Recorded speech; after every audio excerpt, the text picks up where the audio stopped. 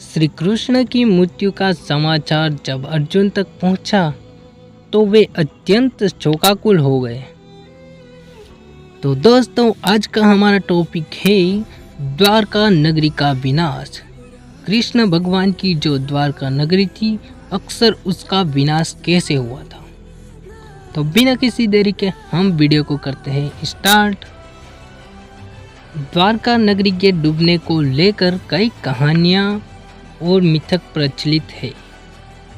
महाभारत के अनुसार श्री कृष्ण ने महाभारत के युद्ध में पांडवों का साथ दिया, जिससे कौरवों की हार हुई। परंतु कौरवों की इस हार से दुख की गांधारी ने क्रोध में श्री कृष्ण को श्राप दे दिया कि जैसे कौरवों का वंश नष्ट हुआ, वैसे ही युद्धवंश भी समाप्त हो जाएगा। इसके बाद द्वारका में हालात बिगड़ने लगे और धीरे धीरे सभी यदुवंशी समाप्त हो गए। तो बलराम ने शरीर त्याग दिया। बलराम के जाने के बाद श्री कृष्ण अत्यंत दुखी हो गए और वन में अकेले विचरण करने लगे। एक दिन वे एक पेड़ की छांव में बैठकर गांधारी के श्राप के बारे में सोचने लगे। उसी समय जरा नामक एक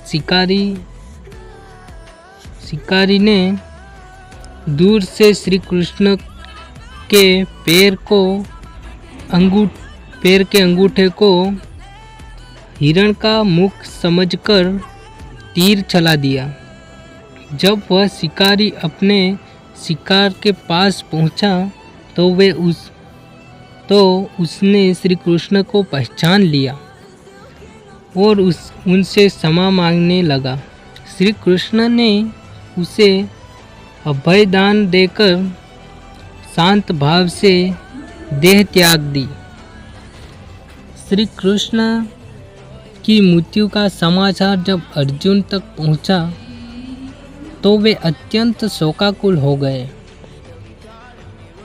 अर्जुन द्वारका पहुँचे और वासुदेव जी से नगर के शेष बचे लोगों को हस्तिनापुर चलने की तैयारी करने को कहा। इसके बाद अर्जुन ने प्रभास क्षेत्र में जाकर सभी यदुवंशियों का अंतिम संस्कार किया। अगले दिन वासुदेव जी ने भी प्राण त्याग दिए और उनका भी अंतिम संस्कार किया गया। अर्जुन ने द्वारका से शेष बचे स्त्रियों और बच्चों को लेकर नगर छोड़ दिया। जैसे ही वे लोग द्वारका से निकले, नगरी और उसका राजमहल समुद्र में समा गए। प्रचलित कथाओं के अनुसार गांधारी के श्राप के अलावा श्री कृष्ण के पुत्र समा को भी ऋषियों से श्राप मिला था। एक बार महर्षि विश्वामित्री ऋषि, नारद, कर्ण और अन्य देव द्वारका आए। यादव वंश के कुछ शरारती लड़कों ने श्री कृष्ण के पुत्र शाम को स्त्री वेश में तैयार कर ऋषियों से मजाक करने की सोची। उन्होंने ऋषियों से कहा कि यह स्त्री गर्भवती है और उनसे पूछा कि गर्भ में पल रहा शिशु कैसा होगा। ऋषियों ने उनका उपहास देकर क्रोधित होकर श्राप दिया कि इस स्त्री के गर्भ से एक मसल जन्म लेगा, जिससे पूरे यदुवंश का विनाश होगा। महाभारत के 23वें और 34वें श्लोक के अनुसार जब श्री कृष्ण 125 वर्षों तक पृथ्वी पर रहकर आध्यात्मिक लोक में जाने के लिए देह त्याग कर गए, उसी दिन द्वारका नगरी समुद्र में समा गई। यही वह समय था जब कलयुग का आरंभ हुआ। समुद्र के देवता ने एक बार फिर से उस भूमि को वापस ले लिया, द्वारका को